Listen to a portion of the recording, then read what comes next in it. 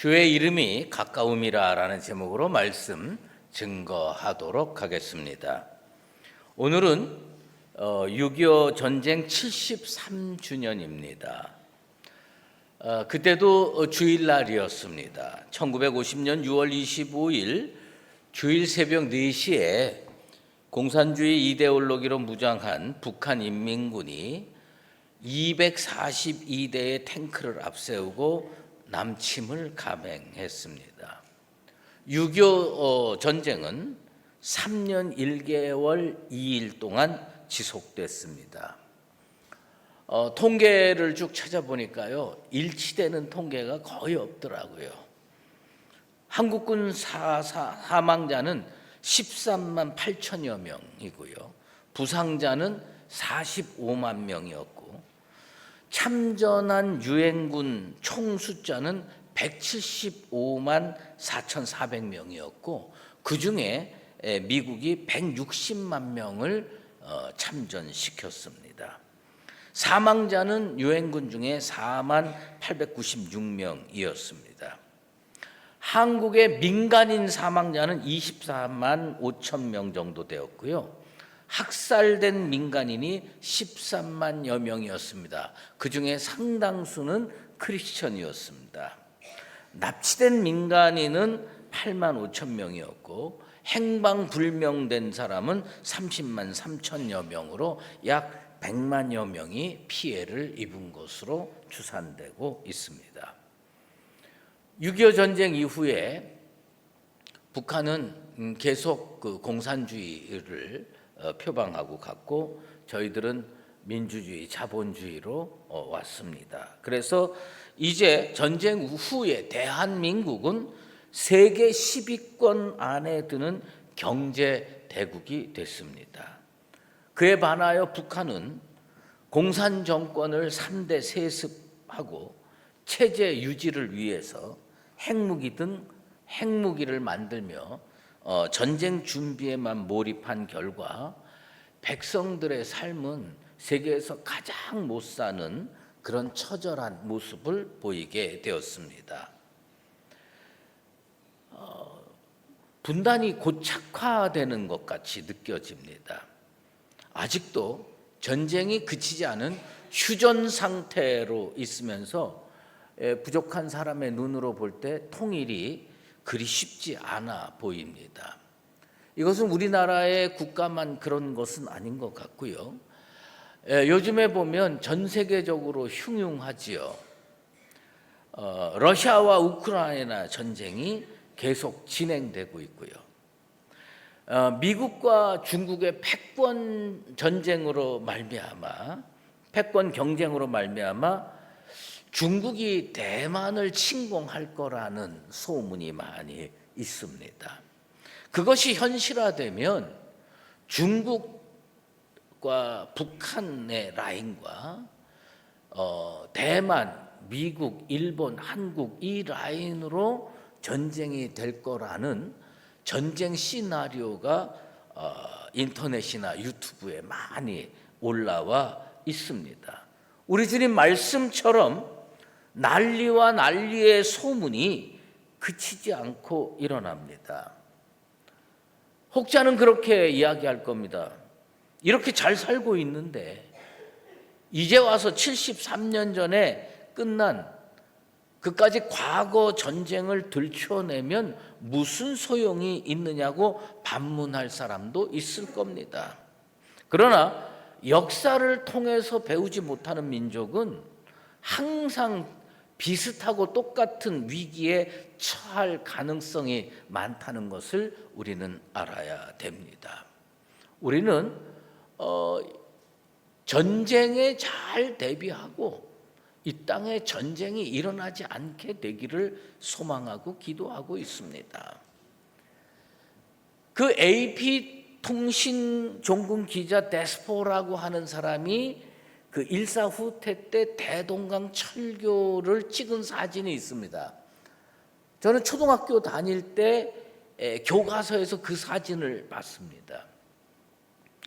그 사진으로 그 종군 기자는 퓰리처상을 수상했고 이 중공군이 개입을 해가지고 많은 사람들이 집과 고향, 재산을 모두 버린 채 목숨 걸고 대동강을 넘어가게 됩니다. 그들의 목표는 딱 한 가지입니다. 저 다리를 건너야 살 수 있다.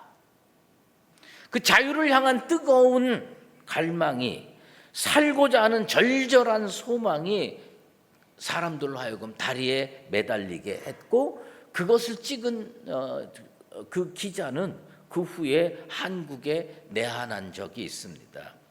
그리고 한국 사람들이 사는 거 그때와 비교해서 어떠냐고 질문을 받았을 때 그 사람이 뭐 한국이 잘 살게 돼서 좋다 뭐 이런 얘기도 했지만은 이런 얘기를 했습니다. 한국에 와 보니 한국 사람들이 너무 낙관하며 살고 있는 것 같다. 그렇게 이야기를 했습니다. 우리나라의 전쟁이 다시 일어날까요? 일어나지 않을까요?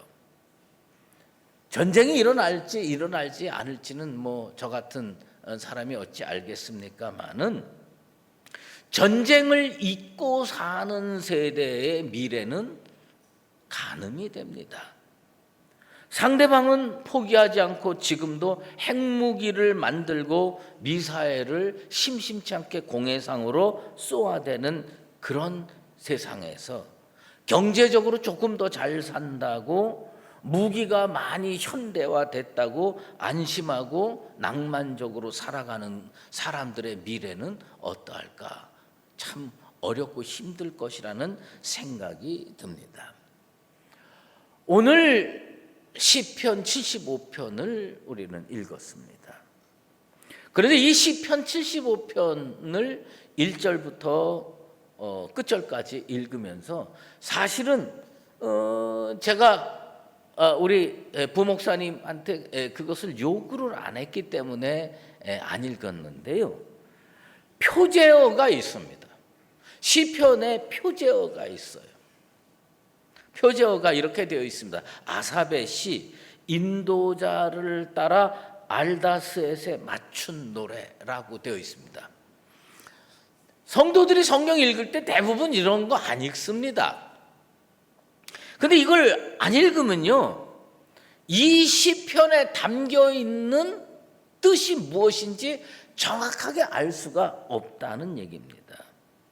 이 시편은 75편은 알다스엣이라고 하는 이 음악 용어를 정확하게 알아야 이 시편이 의미하는 게 뭔지를 알 수가 있습니다.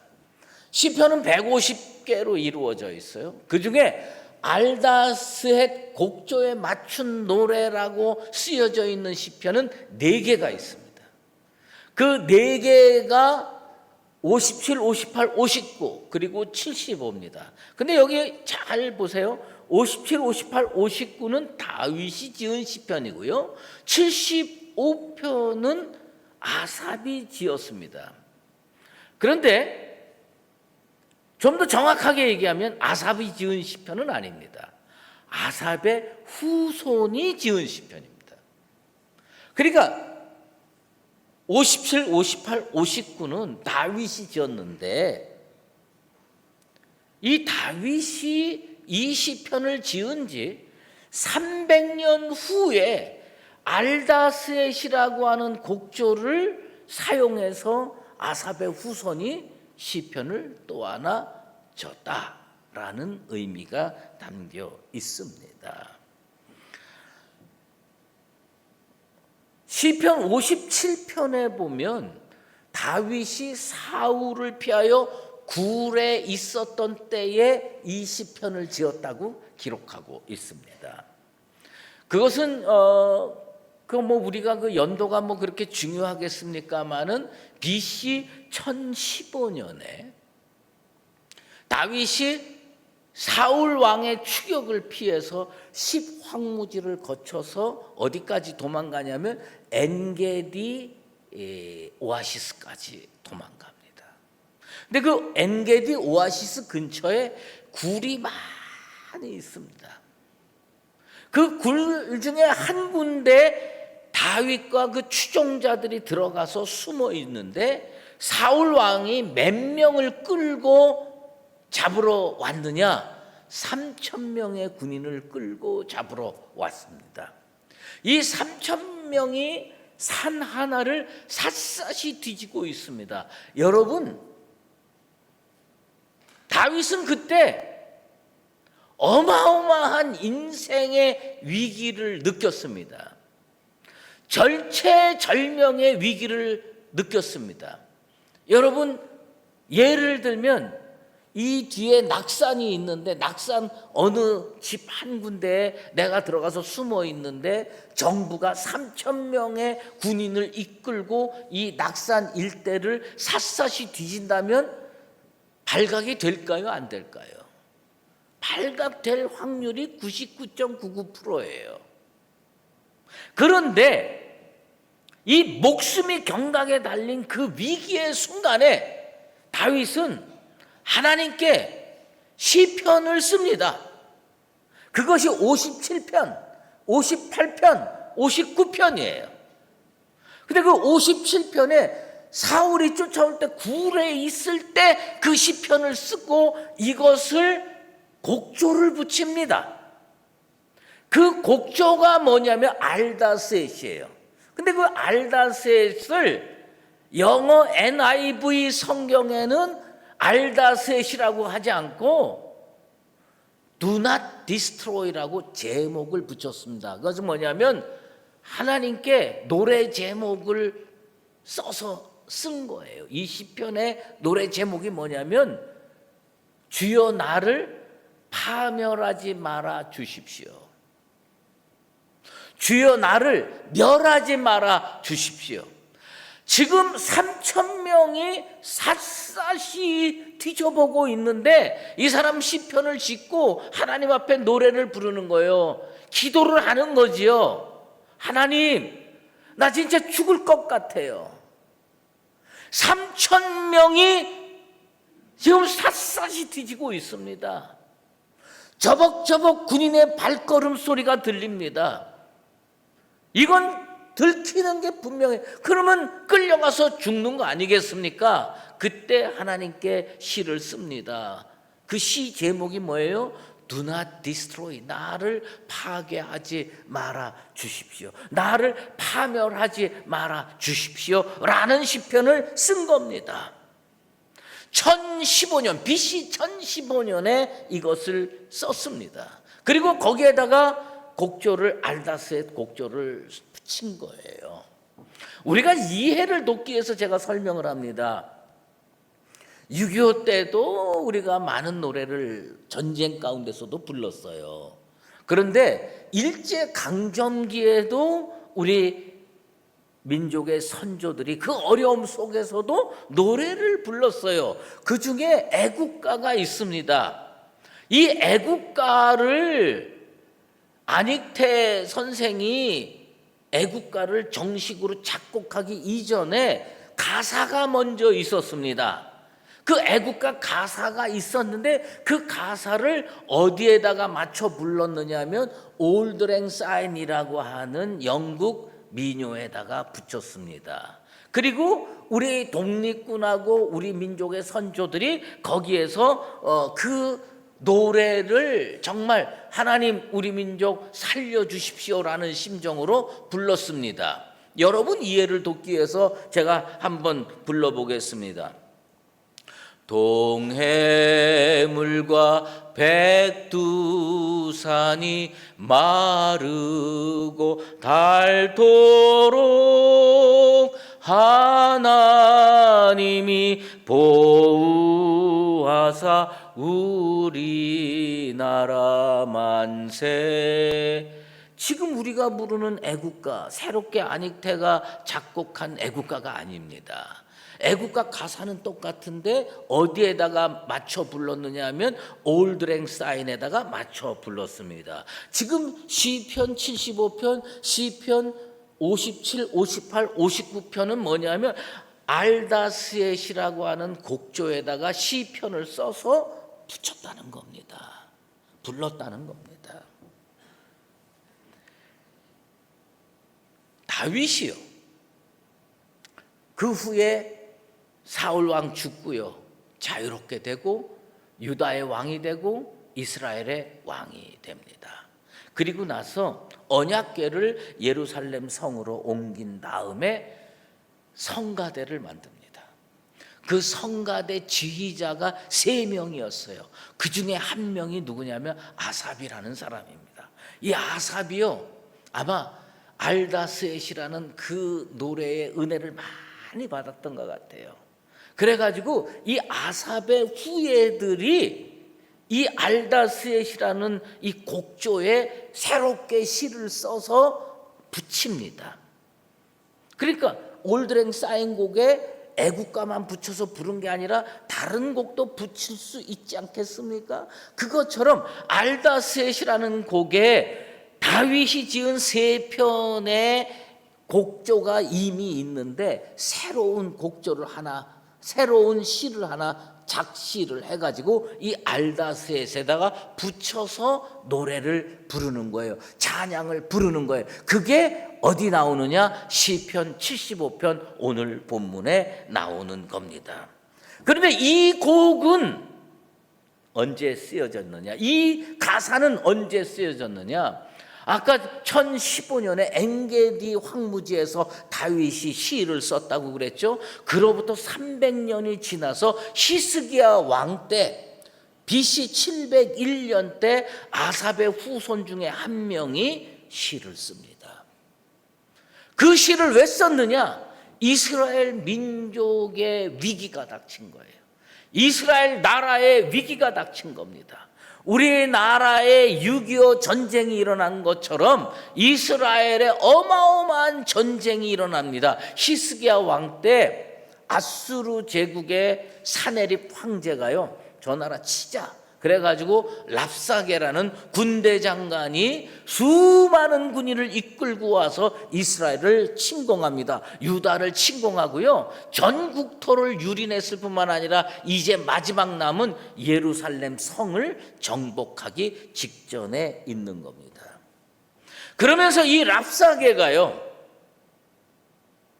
히스기야 왕한테 편지를 하나 써 보냅니다. 항복해라. 항복하지 않으면 너와 내 가족과 내 나라 다 죽을 거다. 여러분, 이런 상황에서 아삽의 후손이 시를 씁니다. 그리고 300년 전에 다윗이 불렀던 알다스엣이라고 하는 곡에다가 그 시편을 붙이고 신앙 고백적으로 찬송을 하게 되는 겁니다. 여기에 아삽이라고 되어 있지만 이것은 아삽이 아니고, 아삽은 다윗 시대의 인물이고 300년이 지났으니까 이제는 뭐냐면 아삽의 후손 중에 한 명이 자기 할아버지 혹은 증조할아버지 이름으로 시를 쓴 게 시편 75편이라고 하는 겁니다. 그런데 이 시편이 뭘로 시작하느냐 하면 하나님 감사합니다로 시작하는 거예요. 지금 나라가 멸망 직전에 있어요. 전국토가 전쟁에 휩싸여 있어요. 랍사게가 항복을 종용하고 있음 편지를 보냈어요. 그런데 그때 이 아삽의 후손이 하나님께 감사하고 감사합니다 라고 시를 쓰는 거예요. 지금 상황과 전혀 어울리지 않는 표현을 쓰는 거예요. 여러분, 여기에서 우리가 신앙을 하나 배워야 됩니다. 우리가 처해 있는 상황이 아무리 어렵고 아무리 힘들어도 이 아삽의 후손처럼 우리의 신앙 고백은 하나님을 향해서 하나님 감사합니다가 되기를 주의 이름으로 축원합니다. 이들은요, 하나님께 감사합니다로 그 노래를, 그 찬양을, 그 시를 시작을 했습니다. 그런데 이 이유를 정확하게 알아야 돼. 왜 감사하느냐? 국가가 어렵게 돼서 감사하느냐? 사람이 죽어나가서 감사하느냐? 그 얘기가 아니었습니다. 그들이 발견한 게 하나 있어요. 그것이 뭐냐면 그들 눈에는 아수르 군인들만 보였는데 그들 심령의 눈으로 뭘 봤느냐? 주의 이름이 가까이 있구나. 하나님이 내 가까이 있구나.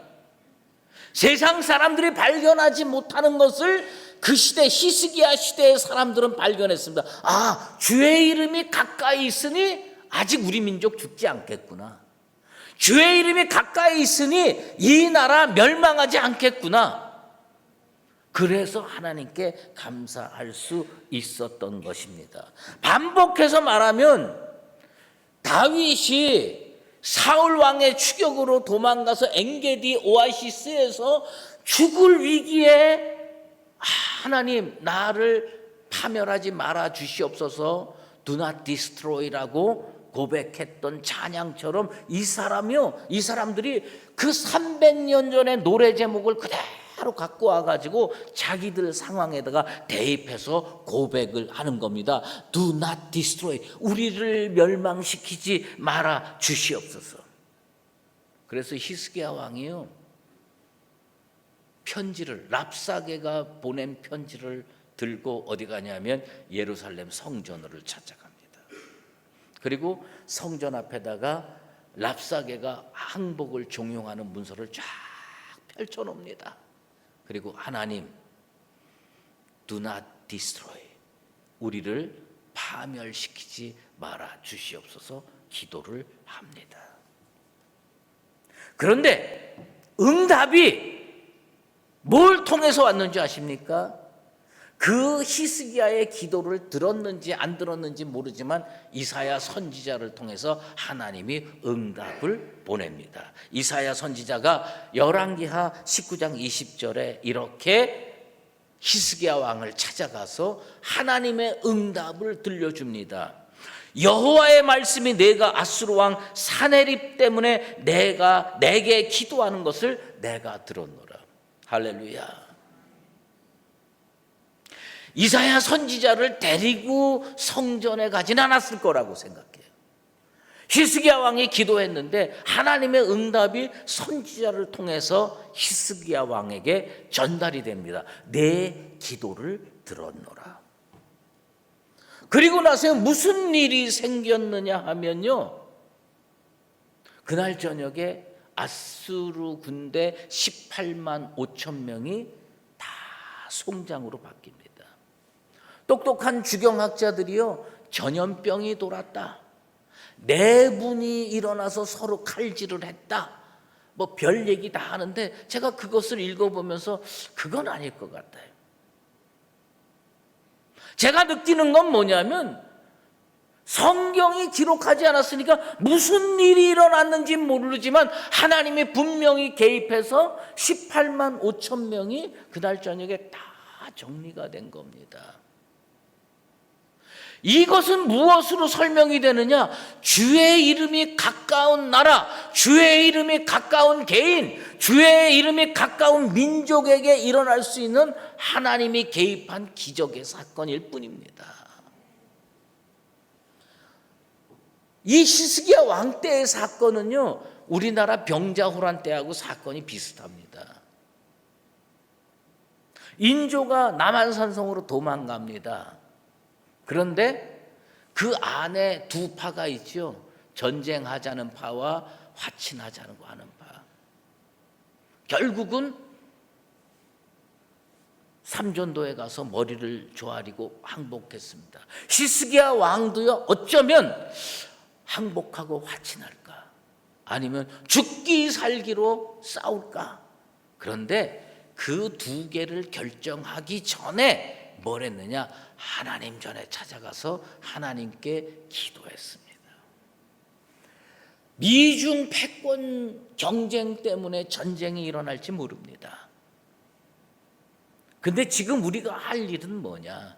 저는 히스기야 왕처럼 싸울 거냐 말 거냐를 결정하기 이전에 하나님 앞에 나가서 주의 이름이 얼마나 우리와 가까이 있습니까? 하나님께 기도하는 민족 되기를 주의 이름으로 축원합니다.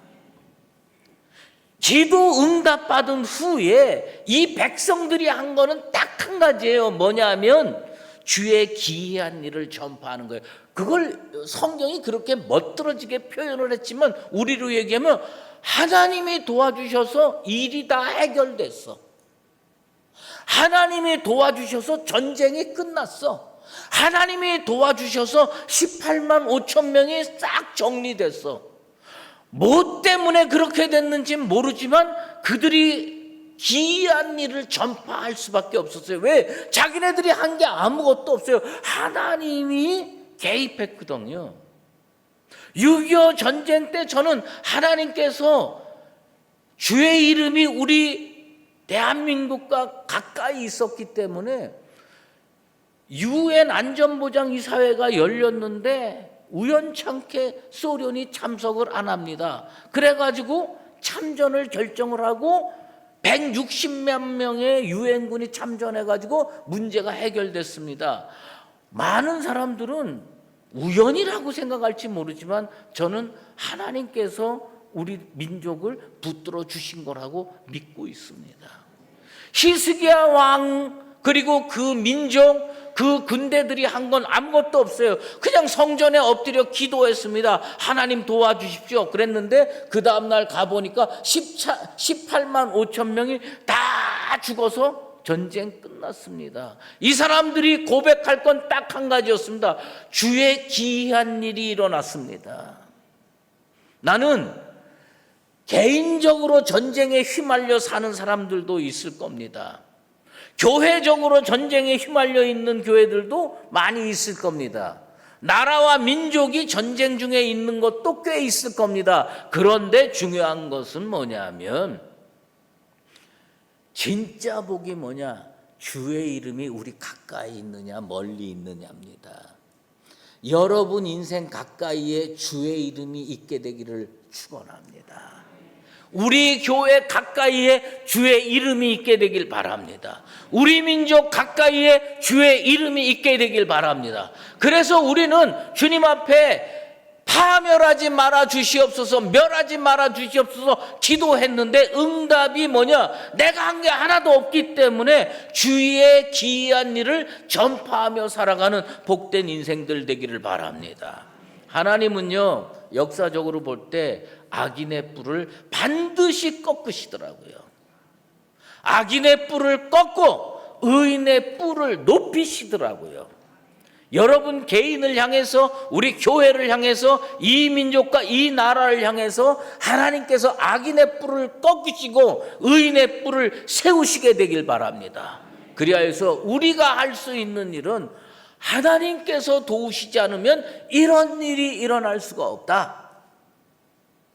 정말 우리나라에 전쟁이 일어나지 않고 통일도 이루어지고 많은 축복의 역사가 일어나게 되기를 바랍니다. 우리는 어떻게 살아야 됩니까?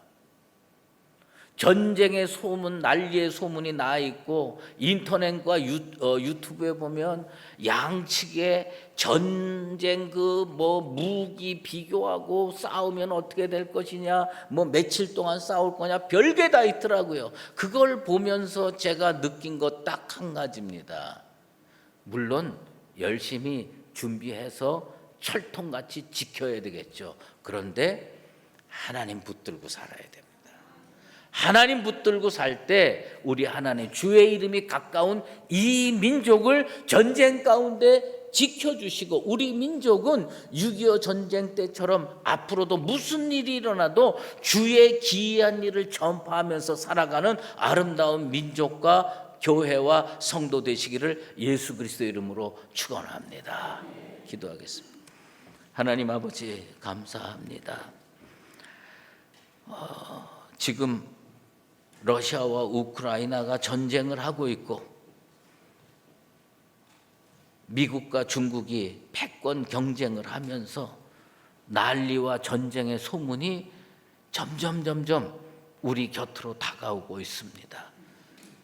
아버지 하나님, 전쟁을 잊어먹은 세대가 되지 않게 도와주시고 하나님 앞에 기도하는 세대가 되게 도와주시옵소서. 그리하여서 히스기야 왕 때 그 놀라운 그 아시리아 군대들 앞에서도 알다스의 찬양을 부르며 주님이 우리와 함께 계심을 확증했던 그 믿음의 역사가 이 나라에도 일어나게 도와 주시옵소서. 그리하여서 우리 민족은 전쟁을 겪지 않고도 통일이 되고 더욱 번성하고 발전해서 열방에 주의 기이한 일을 전파하면서 살아가는 복된 인생들, 복된 나라 반드시 되게 도와 주시옵소서. 예수 그리스도의 이름으로 기도드리옵나이다. 이제는 우리 주 예수 그리스도의 은혜와 하나님 아버지의 극진하신 사랑하심과 성령의 인도하시고 교통하심이 민족을 위하여 나라를 위하여 기도를 멈추지 아니하고 주께서 우리와 가까이 계셔서 이 나라를 언제까지나 영원히 붙들어 주시고 인도해 주실 줄 믿고 주님 앞에 가까이 살기로 작정하는 사랑하는 모든 하나님의 백성들과 교회와 이 나라 위에 이제로 영원히 함께 계시옵기를 간절히 축원하옵나이다. 아멘.